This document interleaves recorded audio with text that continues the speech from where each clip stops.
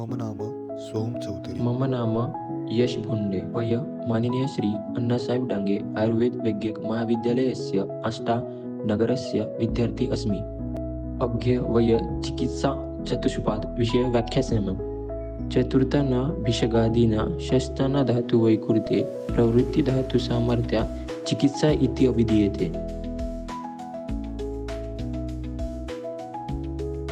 श्रुतेपर्यवधातत्व बहुशो दृष्टकर्मता दाक्षं शौचमिति ज्ञेय वैदिकगुणचतुष्टयं श्रुतेपर्यवधातत्व शास्त्रस्य परिपूर्णं विशुद्धं च ज्ञानं बहुशो दृष्टकर्मता चिकित्सासम्बन्धीनि शस्त्रकर्माणि शोधनशमनादीनि च अनेकानि कर्माणि बहुशः दृष्ट्वा तेषां कर्माभ्यासयुक्तत्वम्. वैद्यः सर्वदा दक्षः स्यात्, समयपालनशीलश्च, स्वयुक्ता यथायोग्यं शक्ति प्रयोगं कर्तुं समर्थो अस्तु, परं चतुरश्च अत्यन्तबुद्धिमान् भवेत्. वैद्यस्य चतुर्थो अन्तिमश्च गुणो अस्ति. वैद्यः सर्वदा पवित्रता धारयेत्, चारित्र्यसम्पन्नश्च भवेत्.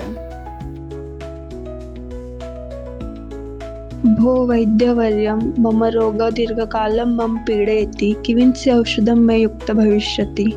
आतुर प्रथमं तव दोषावस्था ज्ञातुं भविष्यति. यथावस्थां विज्ञाय युक्तप्रयोगः करणीयः. औषधचयनः तु भिषक्चतुष्पदेषु द्रव्यस्य गुणज्ञानं विनेन शक्यते. द्रव्यस्य गुण अवश्यं कियन्ता भवन्ति भो वैद्य.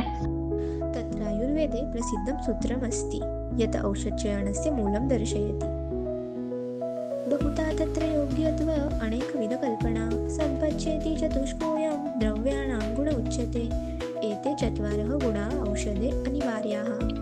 कृपया प्रत्येकस्य गुणस्य अर्थं वदतु. बहुता इति यत् द्रव्यं सर्वत्र लभ्यते न दुर्लभं. योग्यता यत् तदौषधं तव दोष अवस्थायां यथा योग्यं भवति.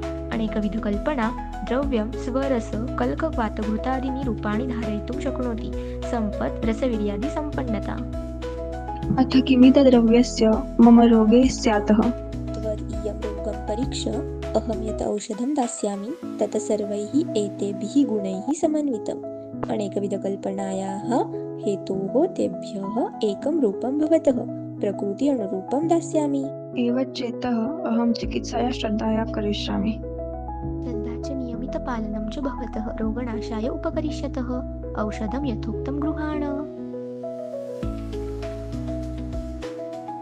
उपचारज्ञता दाक्ष्यम् अनुरागश्च भर्तरि शौचं चेति चतुष्कोऽयं गुणपरिचरे जने.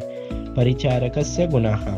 उपचारज्ञता वैद्यानुसारेण रोगिणः कृते निर्दिष्टानां स्वेदन वस्ति आदीनां कर्मणां पथ्यापथ्यानां च सम्यक् ज्ञानम्.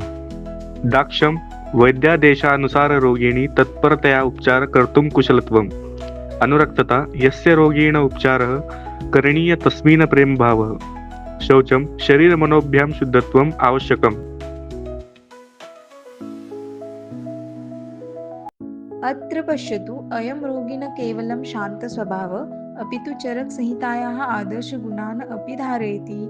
तस्मात् अस्य चिकित्सा सुकरा भवति. आम्, भिषक्चतुष्पदेषु रोगिणः गुणाः निरूपिता. अस्य रोगिणी ते स्पष्टं दृश्यते. स्मृतिनिर्देशकारित्वम्, अभिरुत्वं, ज्ञापकत्वं च.